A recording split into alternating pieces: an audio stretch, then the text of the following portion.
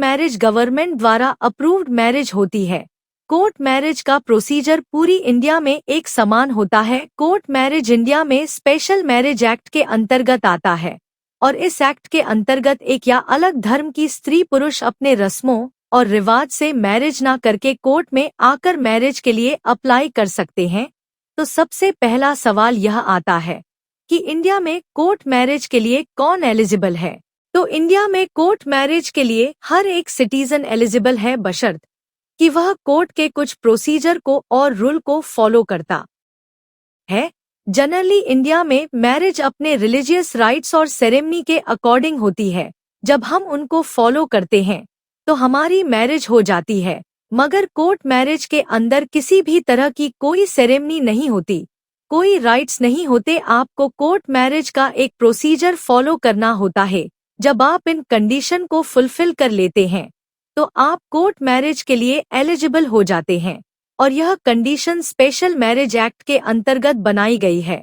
तो जिसमें सबसे पहले आता है लड़के की उम्र 21 वर्ष होनी चाहिए और लड़की की उम्र 18 वर्ष होनी चाहिए। कहने का मतलब है कि दोनों ही मेजर होने चाहिए, कोई भी माइनर नहीं होना चाहिए। सेकंड नंबर पर आता है कि दोनों में से कोई भी मेंटल डिसेबिलिटी से पीड़ित ना हो, जैसा कि इनसाउंड माइंड ना हो, मानसिक रूप से वह रोक नहीं होना चाहिए। आपको पूरी तरह अपना मैरिटल ड्यूटी निभा पाने में सक्षम होना चाहिए, अदरवाइज आप इस मैरिज के लिए एलिजिबल नहीं माने जाएंगे। नेक्स्ट आता है कि आपको जिस भी स्टेट में मैरिज करनी है वहां का residence proof at least minimum 30 days पुराना जरूर होना चाहिए। फॉर एग्जाम्पल, अगर आप दिल्ली में रहते हैं और आपको कोर्ट मैरिज कोलकाता में करनी है तो आपके पास कोलकाता का 30 दिन पुराना रेजिडेंट प्रूफ जरूर होना चाहिए।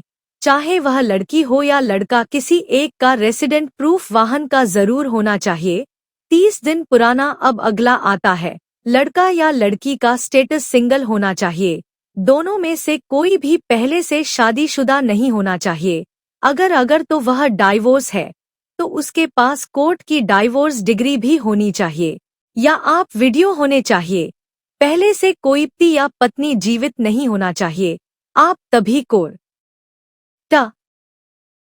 के लिए एलिजिबल माने जाएंगे। अगर आप यह सभी क्राइटेरिया फॉलो कर लेते हैं, पूरा कर लेते हैं, तो आप कोर्ट मैरिज के नेक्स्ट स्टेप की तरफ मूव कर जाते हैं। तब एक प्रोसीजर स्टार्ट हो जाता है। उसके लिए आपको आपकी मैरिज कोर्ट में जाना होता है। वहां जाकर आप एक फॉर्म फिल करते हैं। इस एप्लीकेशन फॉर्म को फाइल करने के बाद इसके साथ कुछ डॉक्यूमेंट सबमिट करने होते हैं। सबसे पहले आता है उन डॉक्यूमेंट में बर्थ सर्टिफिकेट। सपोज आपके पास बर्थ सर्टिफिकेट नहीं है तो आप 10 एथ का सर्टिफिकेट या फिर ऐसा कोई सर्टिफिकेट सबमिट कर सकते हैं जिसमें कि आपकी एज पता चलती हो। नेक्स्ट आता है आपका रेजिडेंट प्रूफ जरूर होना चाहिए। उसके बाद आता है पासपोर्ट साइज फोटोज। इसके साथ ही आपको एक एफिडेविट सबमिट करना होता है जिसमें यह लिखा होता है कि आप जो भी डॉक्यूमेंट जो भी स्टेट कर रहे हैं कोर्ट के सामने वह सारी बातें सच है, ट्रू है। अगर आप किसी फॉरेन से मैरिज कर रहे हैं तो ऐसी कंडीशन में लड़का या लड़की को अपनी पासपोर्ट की कॉपी, वीजा कम से कम 2-3 महीने का जरूर होना चाहिए, क्योंकि यह ऐसी प्रोसीजर है जिसमें 2 से 3 महीने आराम से लग जाएंगे। अगली कंडीशन यह भी है कि उसके पास सिंगल स्टेटस सर्टिफिकेट होना बहुत जरूरी है। सपोज वह ऑस्ट्रेलिया, यूक्रेन, यूके कहीं से भी बिलोंग करते हैं तो उनको वहां की एम्बेसी से वह सर्टिफिकेट इश्यू हो जाएगा। वह भी एक फॉर्मेट होता है, प्रोसीजर होता है जो वहां पर जाकर उनका पूरा करना होगा। यह सारे डॉक्यूमेंट जब आप कोर्ट में मैरिज ऑफिसर को सबमिट कर देंगे तो वह आपके सभी डॉक्यूमेंट को वेरीफाई करता है। इसके बाद मैरिज रजिस्टर में आपकी इन डॉक्यूमेंट की एंट्री करता है। इसका मतलब यह हो जाता है कि आपने कोर्ट को एक नोटिस दे दिया है कि आप इस लड़के या इस लड़की से शादी करना चाहते हैं, जिसके लिए अपना कोर्ट का पूरा प्रोसीजर पूरा कर लिया है। अब आपके द्वारा दिया गया यह मैरिज ऑफिसर के मैरिज ऑफिस के अंदर नोटिस बोर्ड पर सटीक कर दिया जाता है। 30 दिन के लिए आपका नोटिस इस बोर्ड पर सटीक रहता है। इस 30 दिन के अंदर अगर किसी को आपकी मैरिज से कोई ऑब्जेक्शन है तो वह जाकर मैरिज ऑफिसर को इन्फॉर्म करेगा कि उसे आपकी मैरिज से कोई आपत्ति है और वह आपत्ति क्यों है। फिर मैरिज ऑफिसर इस बात की इन्वेस्टिगेशन करता है कि जो भी ऑब्जेक्शन किया गया है वह वाकई में वैलिड है या नहीं है। अगर तो वह वैलिड है तो आकर मैरिज नहीं हो सकते। सपोज अगर 30 दिन गुजर जाने के बाद जो ऑब्जेक्टिव है वह अपना ऑब्जेक्शन वापस ले ले या कोई भी परसों ऑब्जेक्शन नहीं करता तो